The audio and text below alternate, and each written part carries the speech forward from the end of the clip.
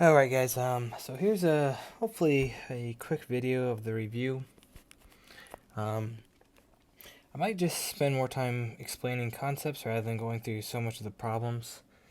Um, just because I don't want to spend too much time on this, so let's get going. So, um, for 1 and 2, eliminate the parameter from the given parametric equations to find an equation that relates x and y directly. So you're looking for something like y is equal to something in terms of x rather than um, x in terms of t and y in terms of t.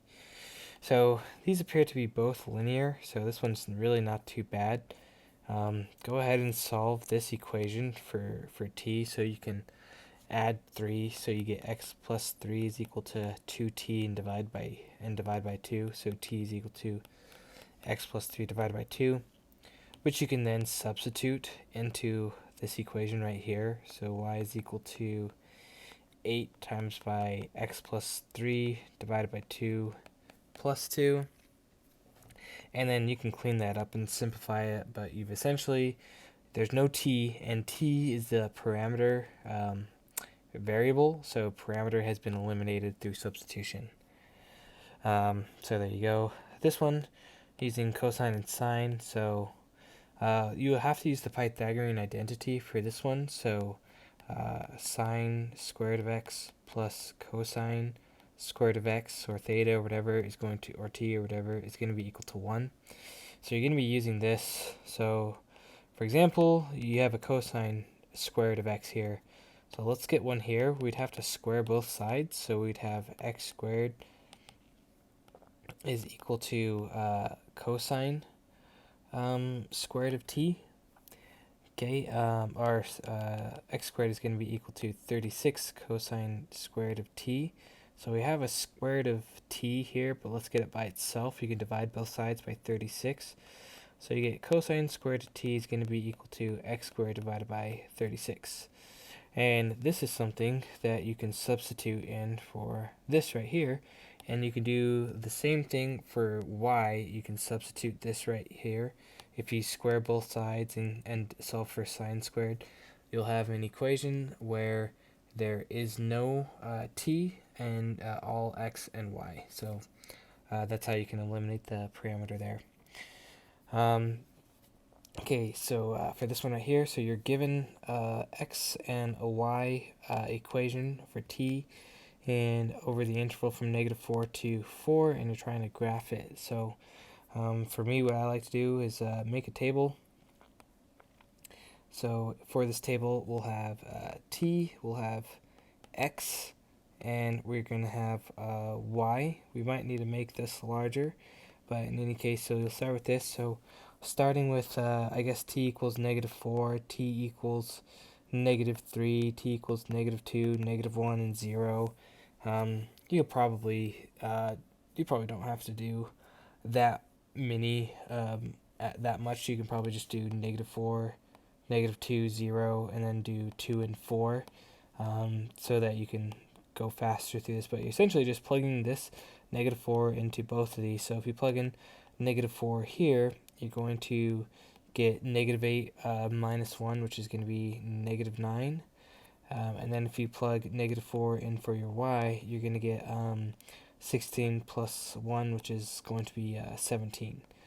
So -9 and then positive 17. You're going to have to make up your own scaling to fit that there. But just as another example, if we plug in 0, so you plug in t equals 0, you're going to get -1 for x, so it's going to be -1 there. If you plug in 0 for t and the y equation, you're going to get 1. So -1, 1 is going to be, I don't know, somewhere around there. So, and then you just keep doing that, and you'll have a parametric curve right there. So, okay, I'm pretty sure on my key, pretty sure something's wrong. I made this last year, and I remember there being something wrong with something that I did there, but oh well. Find dy dx in terms of t. So the definition of dy dx when given two equations for x and y in terms of t, Just as a reminder, so dy dx is equal to dy dt divided by dx dt. So dy dt is the derivative of y with respect to t. So you'll find dy dt by taking the derivative of that. The derivative of negative 3 is 0. The derivative of the natural log of t is 1 over t. And then dx dt, so the derivative of this would be, well, that's equivalent to t to the negative 2. So use the power rule. It'll drop the negative 2 and decrease the power by 1. So it's going to be negative 2 over t cubed. And then you can do keep change flip, so 1 over t times by t cubed over negative 2.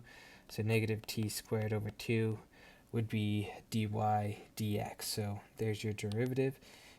Just note that dy dx in a parametric curve is going to be in terms of t. So yes, it is the derivative of y with respect to x, and this does refer to the function that you have here, but you don't find the slope as you would in a traditional case where you plug in a value of x and you get a y value to find the derivative.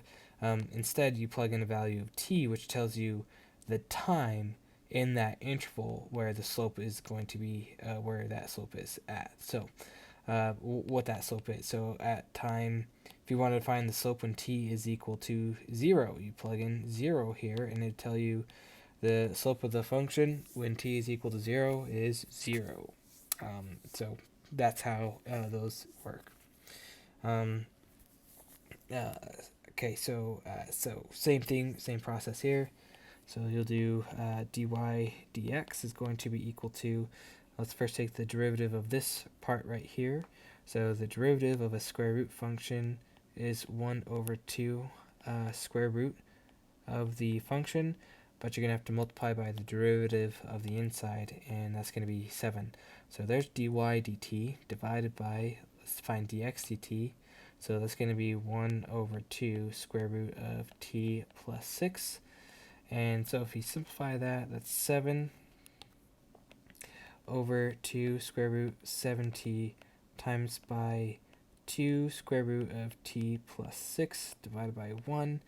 The 2's are going to cancel there, and you could pretty much end it right there. So you'll get 7, and since they're both underneath the square root, you'll get t plus 6 divided by 7t. I know that the back of the answer key has something different, so in order to get what they have, they throw this back into the square root by making it 49. So that'd be square root 49 times by t plus 6 divided by 7t.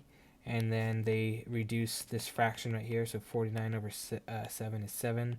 So they get the square root of 7 and then t plus 6 divided by t. So the back might have something like that, but I don't really care too much about simplifying that expression in that way. Okay, so for the next part, finding the second derivative. So first of all, to find the second derivative, you need the first derivative. So let's first do that. So dy dx, the first derivative with respect to x is going to be equal to the derivative of y with respect to t. So 9e to the 9t divided by the derivative of this function.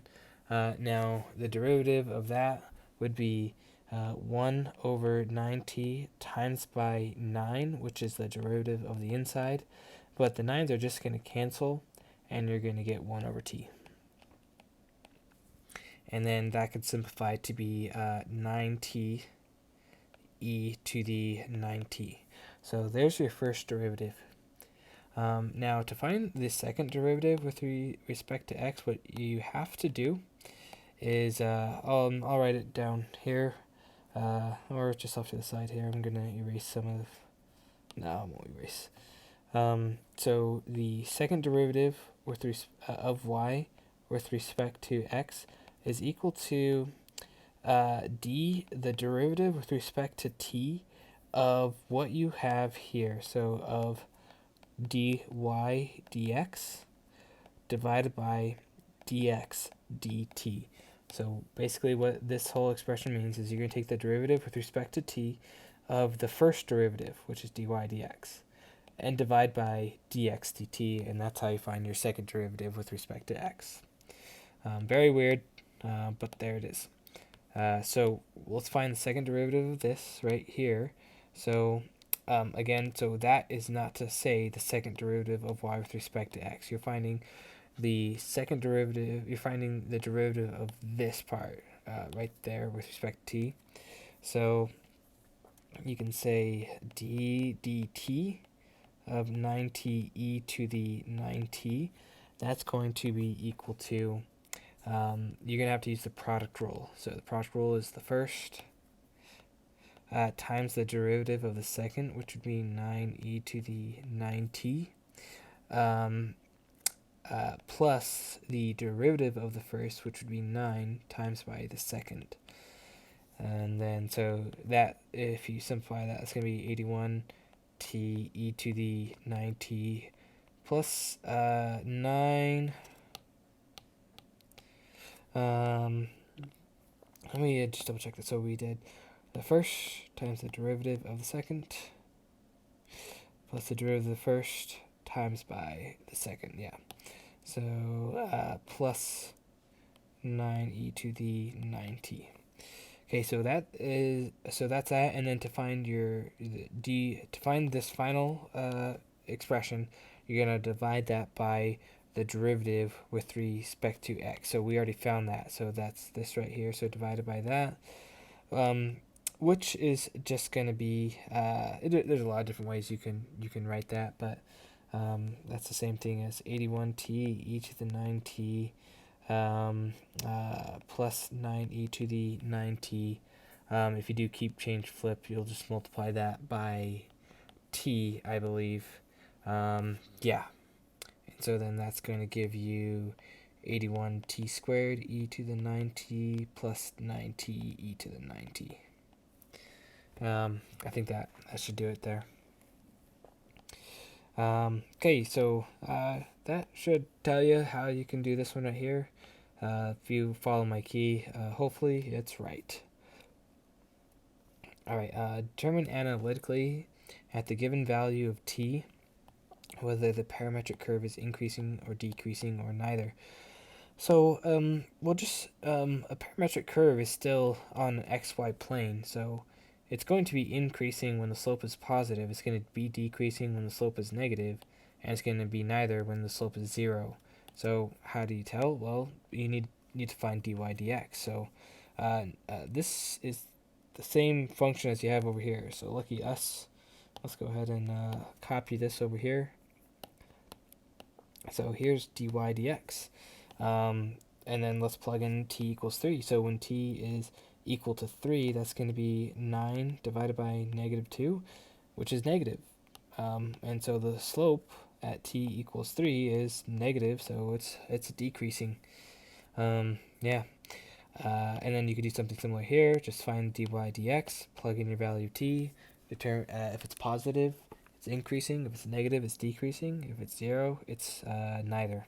So, okay, going down here. For 10, so find the points at which the tangent to the curve x equals 2 cosecant t and y equals 2 cotangent t is vertical.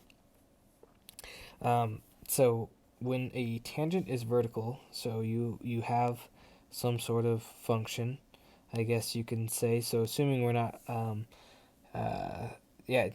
it's vertical. So if there is a vertical tangent to a curve, that means that the slope is undefined. So slope is undefined.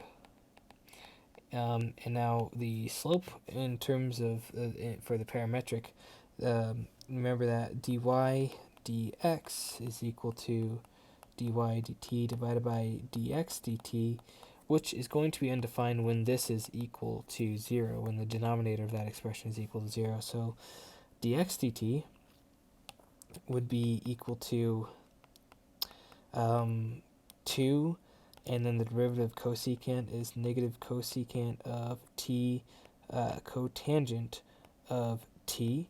So it's going to be equal to negative 2. Now cosecant is 1 over sine, and cotangent is cosine over sine. So that's going to be equal to, so negative 2 cosine of t divided by sine squared of t. Okay, so we'll set that equal to 0, because when this expression is equal to 0, that's when it's going to be undefined. Well, multiply both sides by sine squared of t, so you'll get negative 2 cosine of t is equal to 0. And when does this equal 0? When does cosine of t equal 0? Cosine of t is going to be equal to 0, so we know cosine starts at 1 and then goes down to, we'll call that pi and negative pi. It goes back up at negative 2 pi and 2 pi, and here is pi halves, negative pi halves, 3 pi halves, so on and so forth. So it doesn't really specify the parameter of t, so t from 0 to 2 pi. If it was from 0 to 2 pi, you'd say pi halves, 3 pi halves. If you're talking about t from 0 to pi, you'd just say pi halves. So I don't know why it doesn't specify a your parameter interval. So I think what I did on my last key, I just did pi and negative pi, pi halves and negative pi halves. So in this case, I'll just do pi halves just for the sake of time. So it's going to be equal to 0 at t equals pi halves. So let's go ahead and to find find the points, because note that it does say points, it doesn't say when. So the points at which it's tangent. So at pi halves, it's going to be tangent. So let's plug in pi halves into our equations here. So that's when x is equal to 2 cosecant of pi over 2. Remember that cosecant is sine, so we'll say over sine of pi over 2. And then y is equal to 2 times, we'll say cosine of pi over 2, and then sine of pi over 2. Sine of pi over 2 is 1, right? Yeah. So this x is going to be equal to 2. And then cosine of pi over 2, we've already determined is going to be 0, so that's going to be y equals 0. So at the point of 2 comma 0 is when it's a point. In any case, it's a point where the tangent is going to be vertical. Okay, yeah, that should be good. Okay, so for the next point, next problem here, so find the points at which the tangent to the curve is horizontal. So here's the parametric curve. So if we go back up here, so it's going to be horizontal. So we'll say if there's a point here, slope is horizontal. If that's the case, that means slope is going to be 0, not undefined, but 0. And slope is going to be 0 when the numerator is equal to 0. So that's dy dt. So when dy dt is equal to 0. So dy dt is equal to negative sine of t. Okay, and negative sine of t, that's going to be equal to 0, at pi, at 2 pi. Again, doesn't really specify the interval in the parameter, so I'm just going to take one of those points. We'll just say pi. If anything, hopefully on the test I specify a parameter. If not, then I guess it's up to you guys to decide. In any case, or hopefully it's a problem that's not sine or cosine, where there's an infinite amount of times where these trig functions can be equal to 0. But so find the points of, so we'll say at t equals pi. So at t equals pi, so that means x is going to be equal to -10, and then sine of pi and y is going to be equal to 3 plus cosine of pi, so x is going to be equal to negative 10, sine of pi is 0, so that's just going to be negative 10, and y is going to be equal to 3 plus cosine of pi is negative 1. So that's going to be y equals 2. So at the coordinate point of negative 10, comma 2, so on the graph, negative 10, 2, that's when you'll have a horizontal tangent. Find the length of the curve. So the length of a parametric curve, so that's L, is equal to the integral from t1 to t2 of the square root of, I think it's dx dt squared plus dy dt squared, just following the distance formula, essentially, dt. So in any case, this is our t1, t2, so we'll say L is equal to integral from 0 to 2 of the square root of, oh my gosh. Alright, so the derivative of this, you're going to have to drop down your power. So dx dt is going to be equal to 3 halves times by, you'll have 24t plus 48 to raised to the 1/2, if you decrease that by 1, over 36 times by 24, which is the derivative of the inside. So kind of a mess. So let's see. So 3 goes into 36 12 times. 2 goes into 24 12 times. So I think those just cancel. So all of that's going to cancel, I think, hopefully. And then we got 24t plus 48 to the 1/2 then. But that's going to be squared. So then, yep. So that's just going to be 24t minus 48. So this is just going to be 24t plus 48. And then plus dy dt. So dy dt. That's just going to be 2t squared, which is just going to be 4t squared. 4t squared dt. Okay, so L is going to be equal to the integral from 0 to 2 of the square root of 4t squared plus 24t plus 48 dt. Man, you could probably use a calculator there, but I think you can do this by hand. L is equal to the antiderivative, integral from 0 to 2, integral. You can pull out a 4, right? And you have t squared plus 6t plus 8, I believe, dt. And then that would be equal to, you can take out the 4, so that would be 2 integral from 0 to 2 square root of t squared plus, is that factorable? I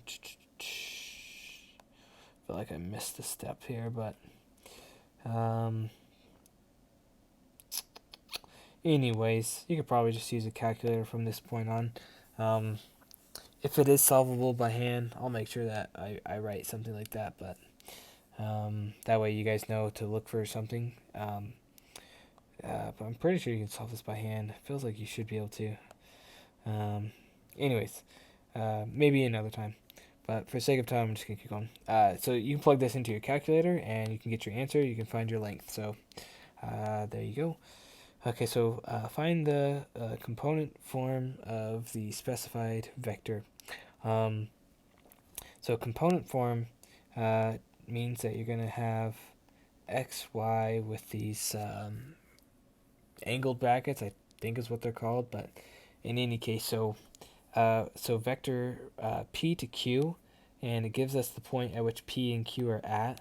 Now you're going to want to follow the head minus tail rule, and so in this case, q is the heads and p is the tails. So your vector should be so x2 minus x1. So you're going to want to take the x coordinates of q and p and subtract them, but you need to take q because that is the head. So negative 10 minus 6, so negative 10 minus 6. And then for the y's, that's negative 6 minus 10, so negative 6 minus 10. So it's going to be negative 16, negative 16. Okay, there you go. That's the component form. So the vector from point A to the origin. So from point A, which is 7, 2, to the origin. So again, the head is the origin and the tail is over here. So the origin should be 0. You should have 0 here. So 0 minus 7, 0 minus 2. So the vector should be negative 7, negative 2. Okay, I think that's it.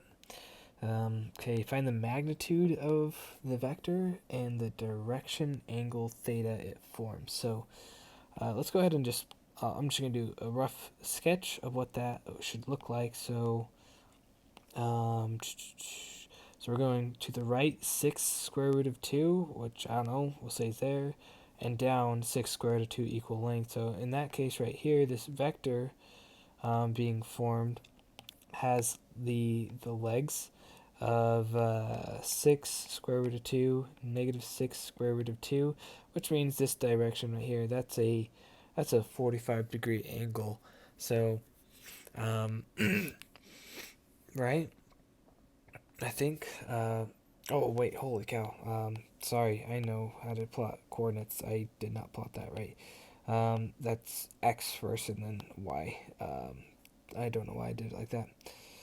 So in any case, so left negative 6 square root of 2 and down 6 square, up, don't know why I'm getting these mixed up, up 6 square root of 2. So, so there's your vector right here. So again, it's still 45 degree, but it looks like the direction should be 135 degrees, or you can say 3 pi fourth. I think that should be fine. So theta, oh, we're in degrees, so theta is going to be equal to 135 degrees. And the magnitude, so if this right here is negative 6 square root of 2, and this is 6 square root of 2, this has to be square root of 2 times larger. So this side length has to be 6 square root of 2 square root of 2, which is equal to 6 times by 2, which is going to be equal to 12. So that's the magnitude. Long way is to use the Pythagorean theorem. So your magnitude is equal to 12. And that's the direction. So magnitude and direction. Find the component form of the vector with the given magnitude that forms the given directional angle with the positive x-axis. So, okay, so that's the angle, and that's the magnitude.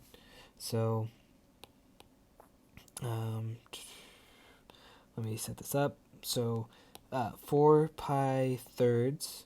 So 1, 2, 3 pi thirds. 4 pi thirds would be right here, and has a magnitude of 22. So that's 4 pi thirds, magnitude 22. So find the component. So this would be the point, the coordinate point, and the component needs to be an x and y variable. So this right here is 60 degrees. So if that's 60 degrees, if your reference angle is 60 degrees, this is 30 degrees. This side has to be half of your hypotenuse, so that has to be negative 11 because it's in the negative x-axis, and this has to be negative 11 square root of 3, and so that's going to be your component, so negative 11 square root of 3. Find the indicated vector in component form. So we have u and we have v given to us, and we want v minus u. Okay, so that's pretty simple. So our component should be, so take the v values first. So we'll have 7 for the x, and then subtract negative 6, and then we'll have negative 6 subtract 6. So that's going to be equal to 7 plus 6, which is going to be 13, negative 6 minus 6, which is going to be negative 12, and there's your component vector there, component form. Okay, here, so using a scalar, so 5u, just multiply your x and your y values by 5, so 30 and negative 10, I think that should be it. Okay. Not much to it there. Alright, okay, for the next one right here, so we have an airplane. Let's see, how many more problems we have? We have 3 more pages. Just so these videos don't go too long, I'm just going to do it in parts. So there's one part, and for the next part, I'll start on this next page.